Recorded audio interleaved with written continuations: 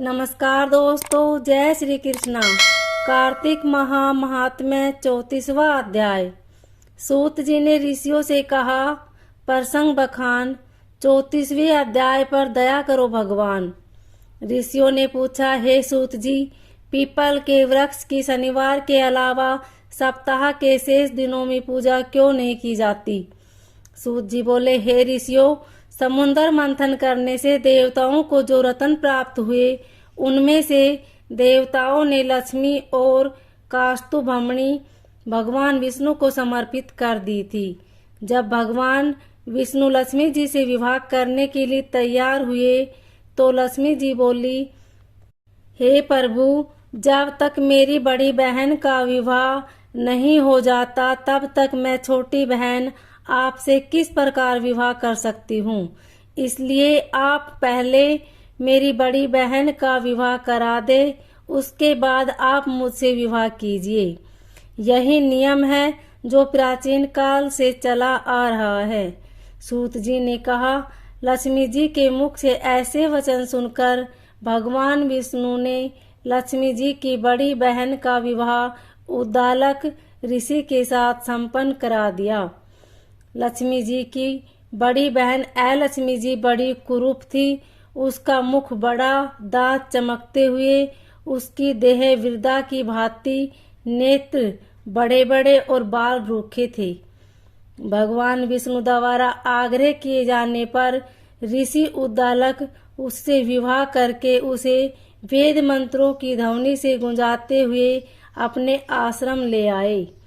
वेद ध्वनि से गुंजित हवन के पवित्र दूध सुगंधित उस ऋषि के सुंदर आश्रम को देखकर लक्ष्मी को बहुत दुख हुआ।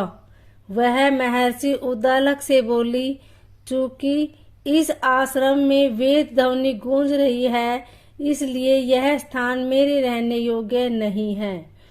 इसलिए आप मुझे यहाँ से अन्यत्र ले चलिए। उसकी बात सुनकर महर्षि उद्दालक बोले, तुम यहाँ क्यों नहीं रह सकती और तुम्हें रहने योग्य अन्य कौन सा स्थान है, वह भी बताओ। लक्ष्मी बोली, जिस स्थान पर वेद की ध्वनि होती हो, अतिथियों का आदर सत्कार किया जाता हो, यज्ञ आदि होते हो, ऐसे स्थान पर मैं नहीं रह सकती।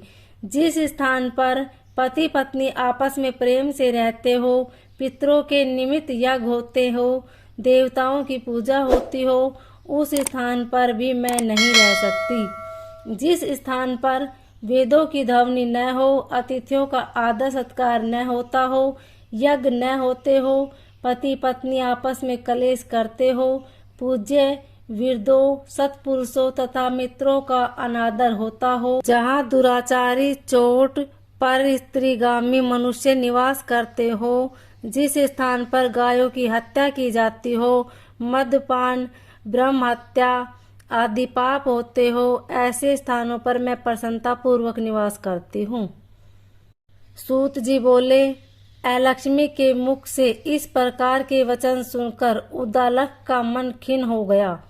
वह इस बात को सुनकर मौन हो गए। थोड़ी देर बाद से बोले कि ठीक है, मैं तुम्हारे लिए ऐसा स्थान ढूंढ दूंगा। जब तक मैं तुम्हारे लिए ऐसा स्थान ढूंढ न लूं, तब तक तुम इसी पीपल के नीचे चुपचाप बैठी रहना।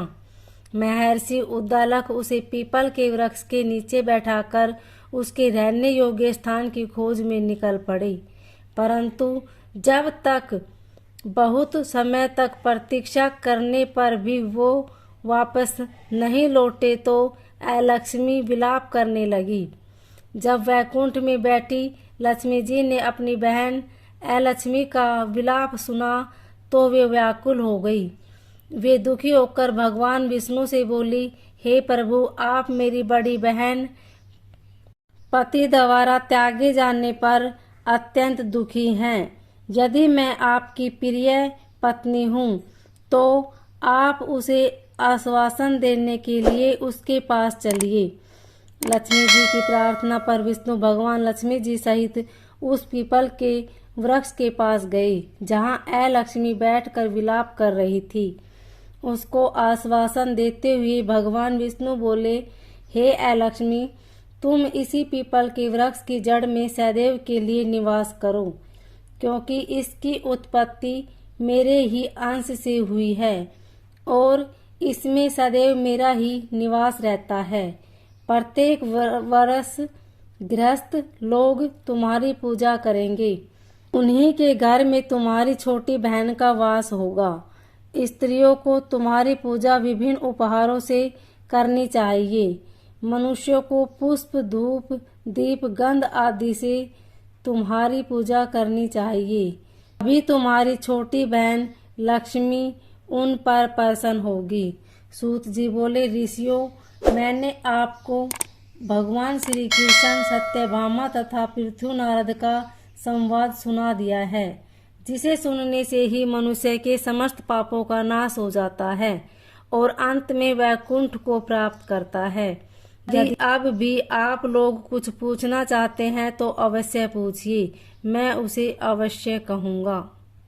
सूत जी के वचन सुनकर सैनक आदि ऋषि थोड़ी देर तक प्रसन्नचित वहीं बैठे रहे। तत्पश्चात वे लोग बद्री नारायण जी के दर्शन हेतु चल दिए। जो मनुष्य इस कथा को सुनता या सुनाता है उसे इस संसार के समस्त सुख प्राप्त होते हैं। बोले श्री हरि विष्णु भगवान की जय।